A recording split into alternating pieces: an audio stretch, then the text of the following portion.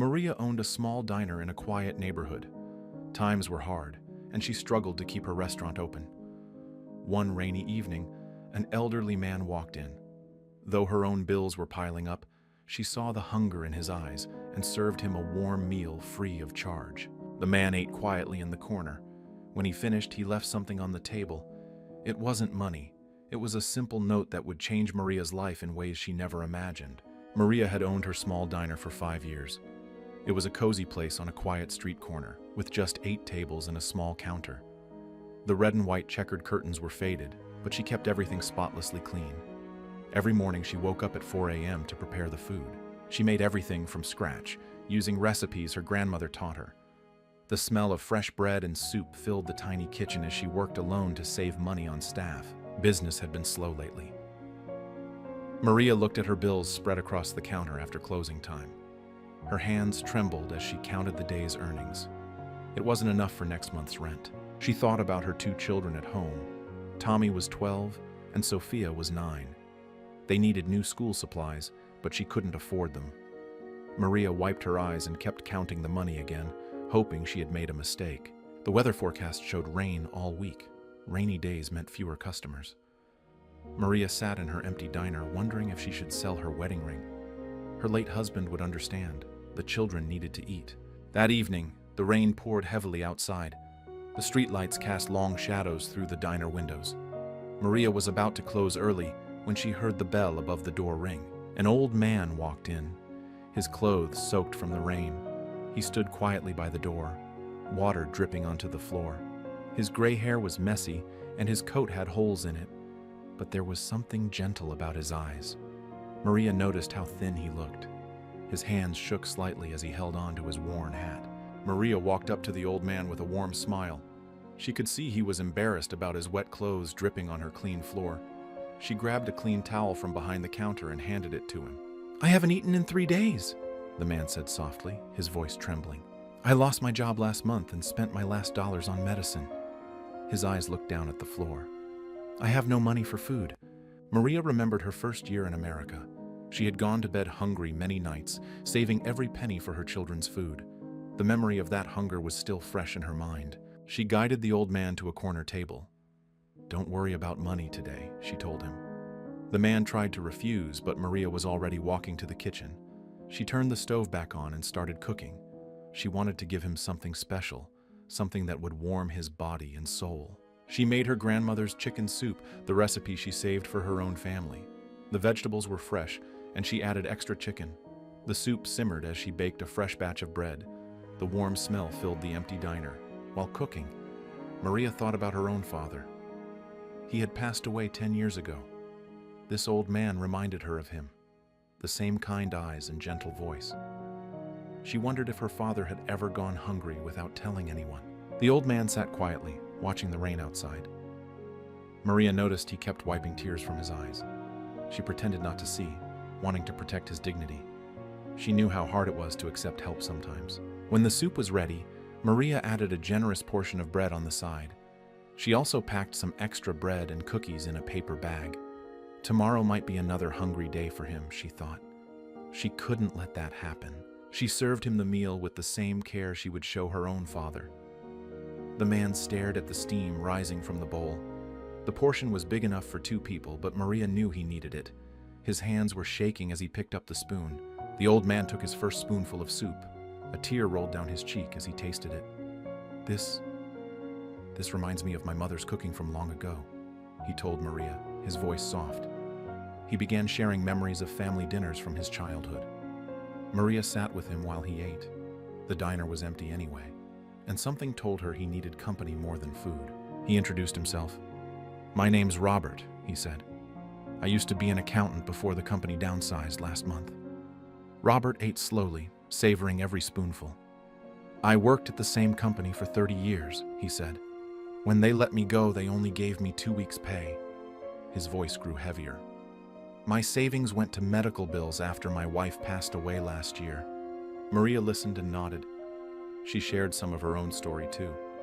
"I came to America, lost my husband, and raised 2 children alone," she said. She told him about her dreams for the diner, her voice getting quieter as she mentioned her current struggles. Robert finished his meal and sat back with a content sigh. Color had returned to his face. He looked different now, more alive. He reached into his worn coat pocket and pulled out a small notepad. His hands were steady now as he wrote something. Maria started clearing his plates. "Keep the paper bag with the extra food," she told him. Robert smiled. "Thank you. No one has shown me such kindness in years," he said, his eyes sparkling as he looked around the diner one last time. When Robert stood up to leave, he placed a folded note on the table. Maria tried to stop him. "You don't need to leave anything," she said. But he just smiled and walked to the door. The rain had stopped now. He turned and gave her one last look before leaving. Maria watched him disappear into the night. She walked over to his table, expecting to find a thank you note. What she found instead made her sit down in shock. Her hands trembled as she read the words on the paper. The note was written in neat handwriting. At first, Maria thought her eyes were playing tricks on her. She read it again and again. Each time, her heart beat faster. She couldn't believe what she was seeing. The note wasn't just a thank you message. It was a business card and a handwritten letter. Robert wasn't just any accountant. He had been the chief financial advisor for one of the city's largest restaurant chains. The company that let him go was a major investment firm. The letter explained, "I have been watching your diner for weeks. I saw how you treat every customer like family. I noticed your dedication to quality food. I've been looking for someone exactly like you, someone with both skill and heart." Robert wrote, "I have powerful friends in the restaurant business. I promise to return tomorrow with investors. I see potential in your little diner.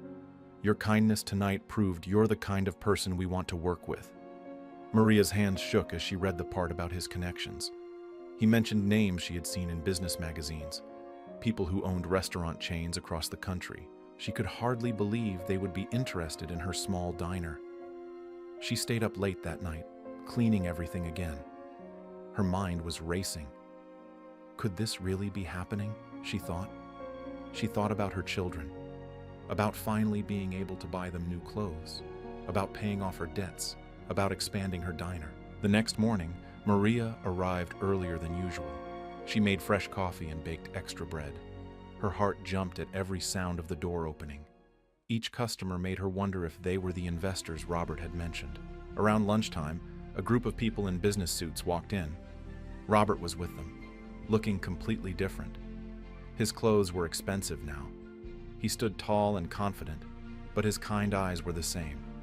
He smiled at Maria like they shared a secret. The investors sat at several tables. They ordered different items from her menu. "This looks amazing," one of them said as they glanced at the menu.